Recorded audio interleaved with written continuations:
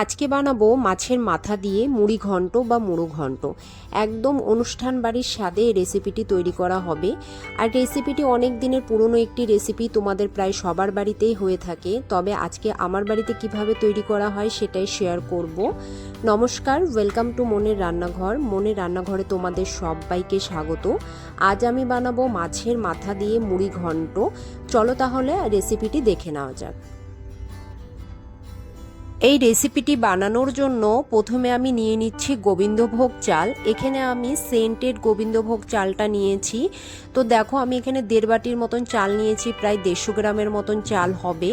এখন চালটাকে ভালো করে ধুয়ে নেব। খুব বেশি কিন্তু চালটা ধোবো না, এতে করে চালের গন্ধটা চলে যায়। 2 বারের মতন আমি চালটাকে ভালো করে ধুয়ে নিয়েছি। দেখো, আমাদের এখানে চালটা ধোয়া হয়ে গেছে। তো এই রকম যখন পরিষ্কার জল হয়ে যাবে, এইভাবে 15 মিনিটের মতন চালটা আমরা এখানে রুই মাছের মাথা নিয়ে নিয়েছি, ভালো করে ধুয়ে পরিষ্কার করে নিয়ে এর মধ্যে দিয়ে দিচ্ছি পরিমাণ মতন লবণ আর পরিমাণ মতন হলুদ। তোমরা চাইলে কাতল মাছের মাথা দিয়ে রান্নাটা করতে পারো, এতেও কিন্তু দারুণ টেস্টি হয়। এখন লবণ হলুদ দিয়ে মাছটাকে খুব ভালো করে মেখে নিতে হবে। মাছটা মেখে প্রায় 15 মিনিটের মতন রেখে দেব। এরপর কড়াই বসিয়ে দিলাম, দিয়ে দিচ্ছি এখানে সর্ষের তেল। এই রান্নাটা কিন্তু অবশ্যই করে তোমরা সর্ষের তেলেই করবে। তেলটা যখন গরম হয়ে যাবে, এখন আমরা মাছের মাথাগুলো ভেজে নেব। একে একে দেখো, মাছের মাথাগুলো ছেড়ে দিচ্ছি। গ্যাসের ফ্লেমটা মিডিয়াম টু হাইতে রেখে মাছটাকে ভেজে নিতে হবে। একটা পাশ যখন ভাজা হয়ে যাবে, তখন উল্টে দিতে হবে। উল্টে আর একটা পাশও ভেজে নিতে হবে। খুব তোমরা দেখে বুঝতেই পারছো আমরা কতটা পরিমাণে মাথাটা ভেজেছি। দেখো, মাথাগুলো ভাজা হয়ে গেছে। এখন তেলের থেকে এখন এই তেলের মধ্যে দিয়ে দিচ্ছি কেটে রাখা আলু। আলুগুলোকে এখন লাল লাল করে ভেজে নেব, মোটামুটি 50%-এর মতো যাতে সেদ্ধ হয়ে যায়। এর মধ্যে দিয়ে দিলাম সামান্য পরিমাণে একটু লবণ আর সামান্য পরিমাণে একটু হলুদ। এখন আলুটাকে খুব ভালো করে আমরা ভেজে নেব। আমাদের এখানে দেখো, আলুটা কিন্তু ভাজা হয়ে গেছে। এখন আলুটাকে তুলে নিচ্ছি। এখন এই তেলের মধ্যে আমরা আরও কিছুটা সর্ষের তেল অ্যাড করে দিচ্ছি। ফোড়নে দিয়ে দিচ্ছি তেজপাতা, গোটা এলাচ আর সামান্য পরিমাণে দারুচিনি, আর দিয়ে দিচ্ছি খুবই সামান্য পরিমাণে গোটা জিরে। এখন ফোড়ন থেকে খুব সুন্দর গন্ধ বেরিয়ে গেলে মিডিয়াম সাইজের 2টো পেঁয়াজ কুচি অ্যাড করে দিলাম।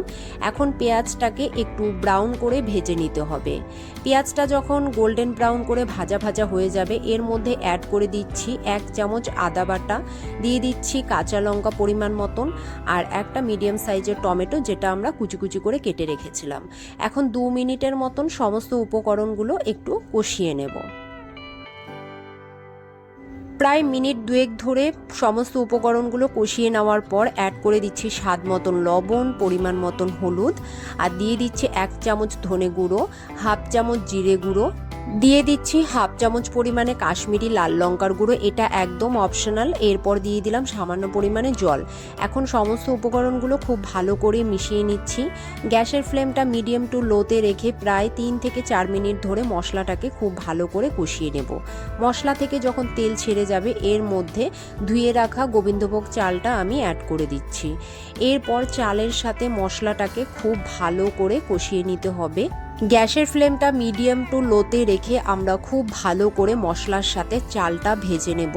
এতে করে চালের ভেতরে কিন্তু মশলা লবণ ঠিকঠাকভাবে ঢুকে যাবে। প্রায় 3-4 মিনিট ধরে কষিয়ে নেওয়ার পর এখন আমরা ভেজে রাখা মাথাগুলো অ্যাড করে দিচ্ছি। মাথাগুলো দেওয়ার সময় একটু আমরা ভেঙে ভেঙে দেব, এতে করে নাড়তে সুবিধা হবে। এরপর চালের সাথে মাছের মাথাটাকে খুব ভালো করে মেশাতে হবে। এই টাইমে আমরা গ্যাসের ফ্লেমটা মিডিয়ামেই রাখবো। রেখে এইভাবে এখন চাল মাথা একসাথে খুব ভালো করে আরও 3-4 মিনিট ধরে কষিয়ে নেব।